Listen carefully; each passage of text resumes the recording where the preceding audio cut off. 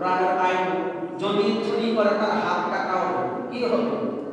হাত কাটা হবে। যদি এক চোরের হাত কাটতো তাহলে হাজার হাজার কোটি টাকা বিভিন্ন দেশে পাচার হইতো না, ঠিক কিনা কথা? কিন্তু এই চোরদের সব ধরাছোড়া হয় মাত্র 372 জন, 70 জন মাত্র দুর্নীতিবাজ সামান্য নেতাদেরকে ধরছে। এর ভিতরে তাদের সম্পদের পাহাড় 18 লক্ষ কোটি টাকা। কত? মাত্র 370 জন তাদের বাদ অর্জন করছে। এর ভিতরে তাদের ফান্ডে টাকা 18 লক্ষ কোটি টাকা। আর বাস্তবের টাকা নাকি সব জনগণের টাকা, ঠিক কিনা কথা? এই টাকা কিন্তু পাইতো কোথায়? যদি হাত কেটে দিত তাহলে আর কি চোর থাকতো না? চোরও থাকতো না, ডাকাত হতো। আমরা মনে করি কি আমাদের ঘরে যারা চুরি করে ওরাই চোর, ওরা তো শাস্ত্র আছে ছোটখাটো জিনিস। আর হাজার হাজার কোটি টাকা চুরি করে ওরা কি চোর না? ওরা তো ডাকাত, ঠিক কিনা? মানুষের হাজার হাজার কোটি টাকা নিয়ে যাচ্ছে সামান্য পাতি পুঁতি নেতাদেরকে করছে। যারা বড় বড় রাঘব বোয়াল হয়ে আছে তাদের ব্যাংকে কত হাজার কোটি টাকা আছে আল্লাহ পাক। কামের নামে সব কন্ট্রোলার কোনো কাজ নাই, সব দুর্নীতি করে সব বিভিন্ন দেশে পাচার করছে। খলিফাতুল মুসলিমিন হযরত ওমর রাদিয়াল্লাহু তাআলা আনহু অভ্যাস ছিল রাতে রাতে বিভিন্ন মানুষের বাড়িতে, হাটে ঘাটে, বাজারে ঘোরাফেরা করত। কিসের জন্য ঘোরাফেরা করত? দেখো মানুষ না খায়া আছে না, কি খায়া? না খায়া আসেনি, এরকম ভাবে ঘোরাফেরা করত। তিনি খলিফাতুল মুসলিমিন হযরত ওমর রাদিয়াল্লাহু তাআলা বাড়িতে বাড়িতে যাইতেন। যাওয়ার পরে মানুষের খোঁজ খবর নিতেন। মানুষ কি খেয়ে আছে না না খেয়ে আছে খোঁজ খবর নিতেন। আমাদের দেশে মনে হয় মেম্বার সার্ভেন্টরা নেই, হ্যাঁ আমাদের খোঁজ খবর নেয়নি। মেম্বার সার্ভেন্ট রাত্রে রাত্রে আইসা দেখে কে না খেয়ে আছে, এরকম কেউ নেই। আই হায়, হযরত ওমর রাদিয়াল্লাহু তাআলা আনহু রাত নদীর পার পর্যন্ত তার রাজত্ব ছিল।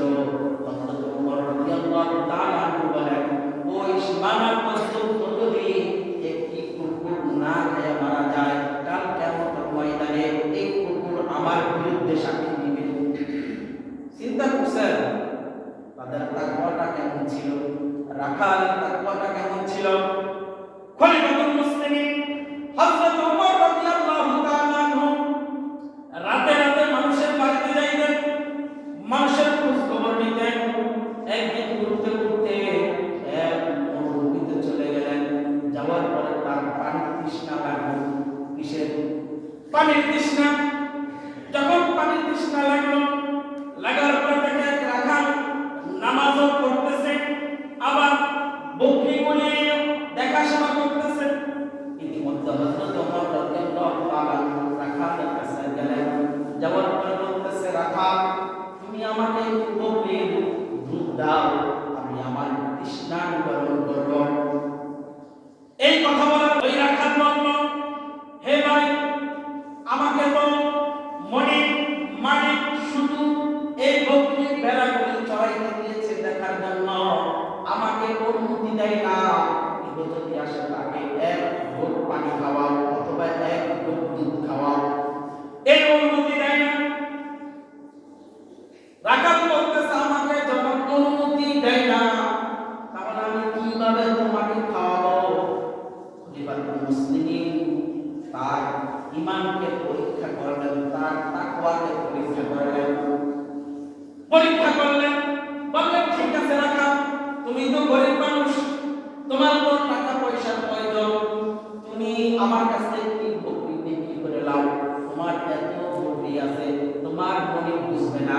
যখন তোমার মনে আসবে তুমি বলবা তোমার একটি বকরি বাগে খেয়ে ফেলছে, তাহলে মালিক আর কিছু করবে না। লোক দিলেন, টাকার লোক, তুমি আমার কাছে বিক্রি করো, আমি তোমাকে এই পরিমাণ টাকা দিব। তুমিও লাভবান হইলা, আমিও দুধ খেয়ে তৃষ্ণা নিবারণ করলাম।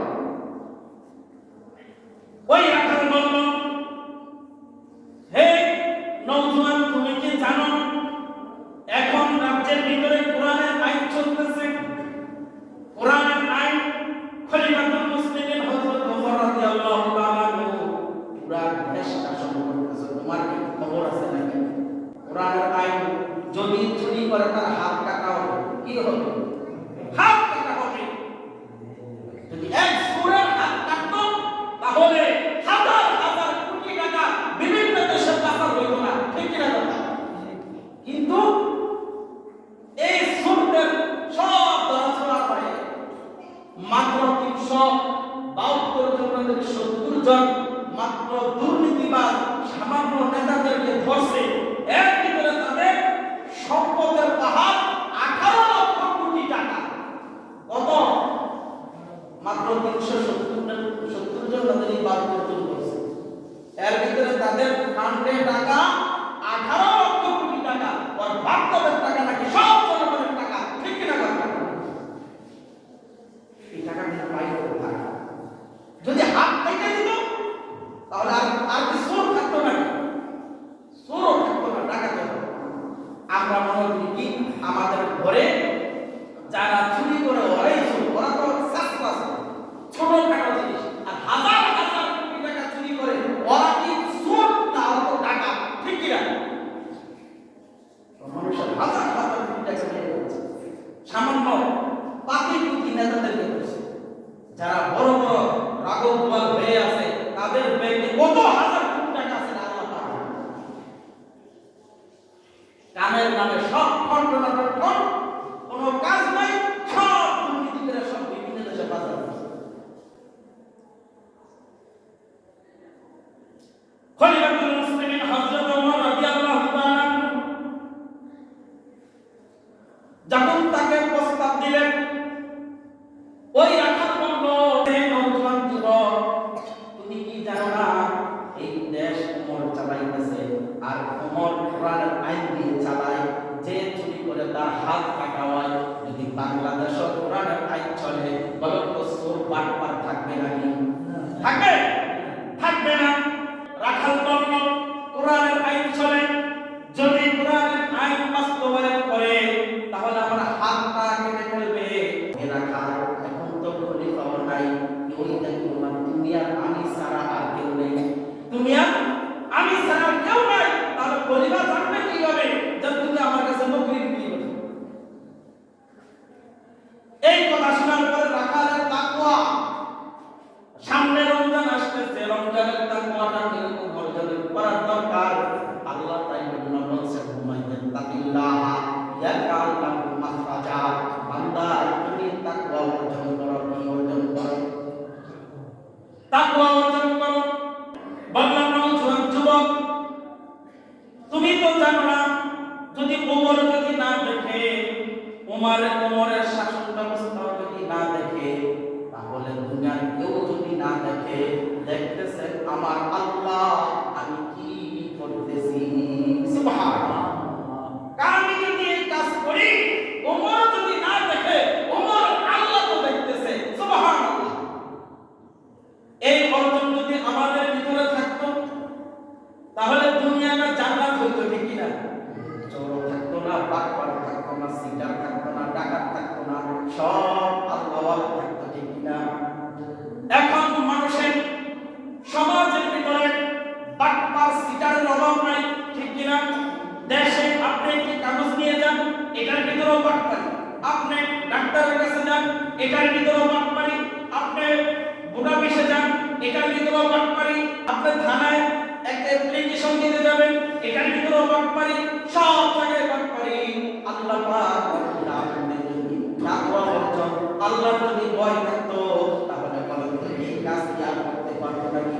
আল্লাহ তাই যেন কোরআনের ভিতরে বলেন, ইয়া আইয়ুহাল্লাযীনা আমানু কুতিবা আলাইকুমুস সিয়াম কামা কুতিবা আলাল লাযীনা মিন ক্বাবলিকুম লাআল্লাকুম তাত্তাকুন। হে ইমানদাররা, তোমাদের প্রতি রোজা ফরজ করা হয়েছে। কি হয়েছে? রোজা ফরজ করা হয়েছে।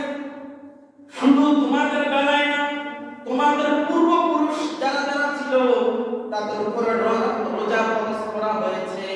ইয়া আইয়ুহাল্লাযীনা আমানু কুতিবা আলাইকুমুস সিয়াম কামা কুতিবা আলাল লাযীনা মিন ক্বাবলিকুম লাআল্লাকুম তাত্তাকুন। কেন রোজা দিয়েছি জানেন বান্দা? তুমি যেন তাকওয়া অর্জন করতে পারো। সুবহানাল্লাহ। কি অর্জন? কথা বলেন না। কি অর্জন? তাকওয়া। তাকওয়া ছাড়া নামাজও কবুল হয় না, তাকওয়া ছাড়া দানও কবুল হয় না, তাকওয়া ছাড়া আপনার হজও কবুল হয় না। তাহলে প্রত্যেকটা কাজে তাকওয়া অর্জনের দরকার আছে না নাই? আল্লাহ বলেন, যে ব্যক্তি তাকওয়া অর্জন করে নামাজ পড়বে, আমি আল্লাহ পাক রব্বুল আলামিন ওই নামাজ কবুল করব।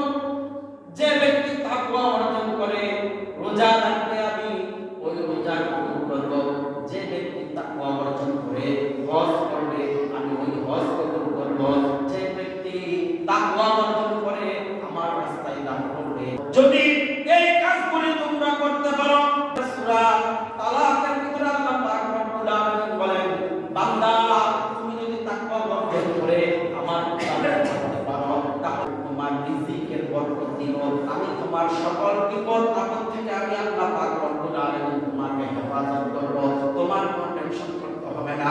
আল্লাহ পাক রব্বুল আলামিন আমাদেরকে তাকওয়া অর্জন করে আমল করার সেই তৌফিক দান করুন। আমিন।